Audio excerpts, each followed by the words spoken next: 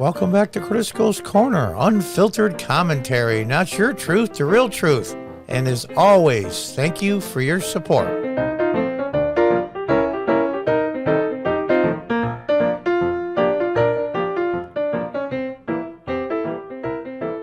Hi folks, welcome back from Fox News. You're going to love this one. You're going to love this one. DCCC advisor claims police, PR propagandists, and journalists are falsely manufacturing crime wave narrative. Are you effing serious? The senior DCCC advisor has called for defunding the police several times. Oh, what a shocker. It's all a ruse. It's all a scam. All the looting. All the thefts in California and in major cities, just cleaning out stores and closing thousands of them, many chain stores. Filling up bags in front of clerks, and all the videos you see on TikTok and other places are all just plain old lies and exaggerations. Because what's happening is they're seeing the negative effects of their policies. And they don't want to fess up to the result of their backcrap crazy ideology. A senior staff member of the DCCC pushed a claim over the weekend that public relations propagandists are working with journalists to falsely manufacture a crime wave narrative. Dejan Tatro, the DCCC's senior advisor for strategic outreach. Oh, what a good thing for strategic outreach is to lie. Oh, that's a good idea. Unbelievable. Claim the media is pushing copaganda. Look at this a-hole. Copaganda, which is basically shorthand for him is police propaganda. Unbelievable. Actually, it's not unbelievable. Another devastating threat in how police and for hire PR propagandists are coordinating with journalists. The same journalists he's talking with, to falsely manufacture crime waves and create narrative spin. The media regularly pushes propaganda, disguises reporting that misleadingly relies on police and their proxies. Unbelievable. This is a thread about how journalists decide what is news and what isn't. Anybody shaping the news and anyone consuming the news should understand who decides what counts as news, how they decide it, and what determines what they say about it. Here I have a few questions. You know what? Bite me. Yeah, you're right. The journalists decide what news is, and they also decide what news isn't, i.e., the Hunter Biden laptop. We'll start with that.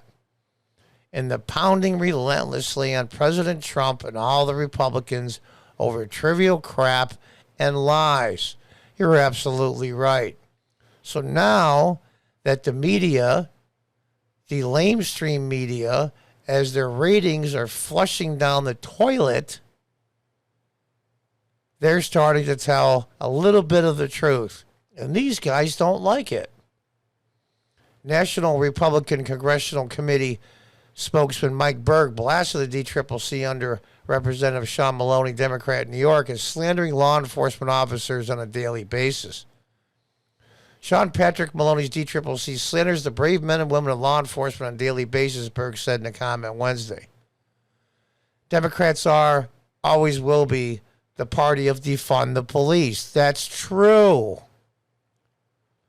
Petros Tweet came amid a spike in violent crime across the U.S. and has seen the deaths of several children, as well as law enforcement officers, including a pair of New York City police officers killed in the line of duty. And if I'm not mistaken, one of them was non-white. Where's Black Lives Matter? The DCCC senior staffer's comments are his latest attack on police and law enforcement. Detro made headlines last year after his hiring for past tweets calling the U.S. Capitol Police white supremacists after the January 6th Capitol riot. They're white supremacists. Incredible. In August 2020, Tetro deemed the looting and rioting in the U.S. following George Floyd's murder as protests against systematic racism. Oh. And compared law enforcement reforms to bringing back Nazism. This is what the GCCC has hired as a senior advisor. This is what the Democratic Party now thinks and stands for. All you Biden voters out there that couldn't stand Trump because he was too mean, he tweeted too much, and all that other nonsense that nobody cares about. This is what you voted for. And now the truth is coming out, and this moron doesn't like it. To all those people want to reform police because all cops are bad, should we just go ahead and revive Nazism because all Nazis are bad? I don't think so. Case closed, he wrote in June 2020. Go ahead and revive Nazism because all Nazis aren't bad. That's an incredible statement. Incredible. You're assuming, of course, that all cops are evil. You know what's funny, though? This guy was getting beat up. Somebody was trying to break into his car or hijack his car, or somebody broke into his house or apartment. You know the first person he called? The local law enforcement. So you know what? The next time something happens to you, a-hole, don't call them. Take care of it yourself. Oh, that's right. You don't believe in carrying firearms, so we can't do that. Ketchup was also previously a gang member who served time for shooting two rival gang members and appeared in 2019 Netflix documentary, College Behind Bars. He has also voiced his support of defunding the police, multiple times on Twitter. Well, here you go. This I didn't know. He was part of a Netflix documentary, College Behind Bars. So he doesn't have any college debt.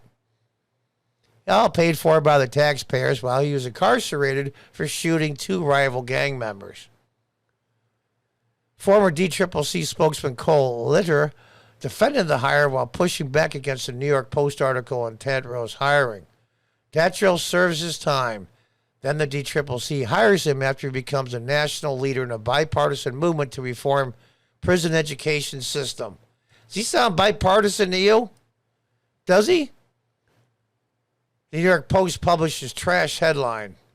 The House Democratic campaign arm has come under serious fire in recent months over a series of controversial hires with warped views on the police to strategist positions, including a strategist who called the police the terrorist group.